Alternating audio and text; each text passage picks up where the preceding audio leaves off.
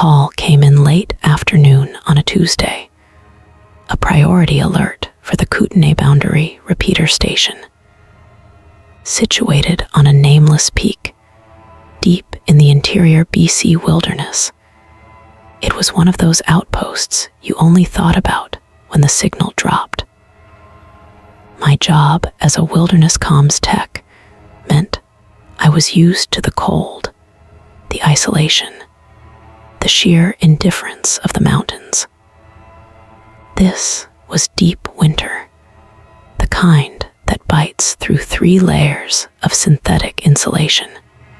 Snowmobiled in, set up for the night, just me and the hum of the old generators. Routine. The station was a relic, built in the 70s, all corrugated steel and thick concrete, designed to withstand anything short of an avalanche or a direct meteor strike. Or so we thought. I just brewed my second pot of coffee around 3:47 a.m. when the first flicker happened. Not a full blackout, just a brief dip in the lights, followed by the soft hum of the backup system kicking in, then the mains stabilizing. Annoying, but not unheard of in these conditions. Extreme cold played havoc with old wiring. Then came the scratching. Faint at first, a rhythmic, almost delicate sound from somewhere in the walls behind the main power conduit. I chalked it up to a rodent. Field mice or squirrels probably found a way in, looking for warmth. The station was old, always had a critter problem. I made a mental note to set some traps in the morning, went back to my coffee, and the endless diagnostic logs scrolling across my screen. The power flickered again, this time more pronounced, a full 5-second drop.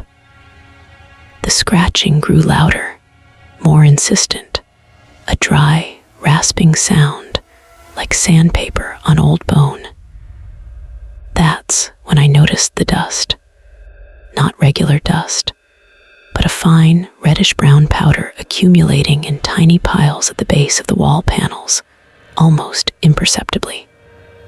It wasn't insulation. It looked like sawdust, but finer, drier. And the scratching wasn't coming from inside the walls anymore.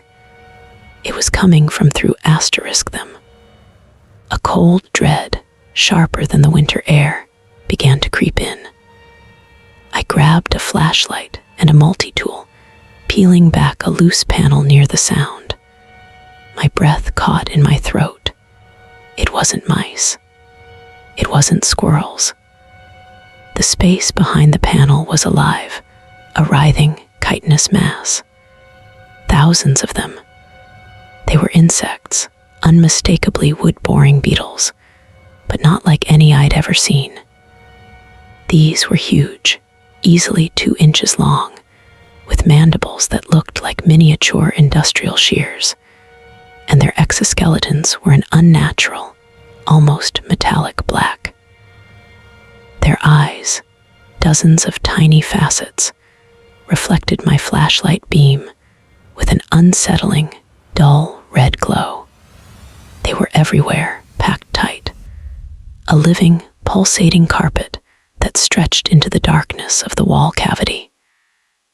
They weren't just chewing the wood, they were chewing through the plastic sheathing of the electrical wires, drawn by the residual warmth and, impossibly, the current itself. The air, thick with the scent of ozone and something else, something acrid and organic, vibrated with their collective gnawing. I slammed the panel back, my heart hammering against my ribs. My mind raced. This wasn't a pest infestation. This was something else. I'd read the reports, years ago, about localized outbreaks of unusually aggressive bark beetles in the interior, driven by the dying forests, the warming climate. But this was beyond anything documented. This was an evolution, a mutation fueled by ecological collapse, a desperate search for new energy, new sustenance. The ancient forest around us, choked by disease and drought, had become a breeding ground. And now, the station, a warm, electrically charged beacon in a dying landscape, was their new target. The power went out again, this time completely. The emergency lights cast long, stark shadows. The scratching was no longer confined to the walls. It was everywhere, a horrifying symphony of destruction. I could hear them now, inside the vents, under the floorboards. The main server room, a sealed environment, was next. A flash of blue light illuminated the narrow hallway, followed by the sizzle and pop of arcing electricity. They'd breached it. The air filled with the high-pitched, frantic buzz of thousands of wings, a sound that vibrated through the floor, up my legs, into my teeth. It was disorienting, a physical assault. The station groaned, the metallic structure resonating with their combined energy, a living drum being gnawed from the inside out. I stumbled back, my mind refusing to process the scale of it.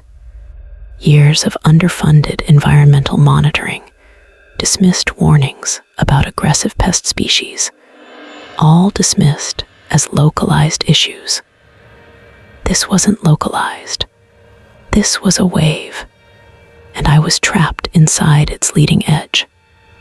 The last automated log entry from the station, transmitted just before the main systems failed, would have read, "Structural integrity compromised.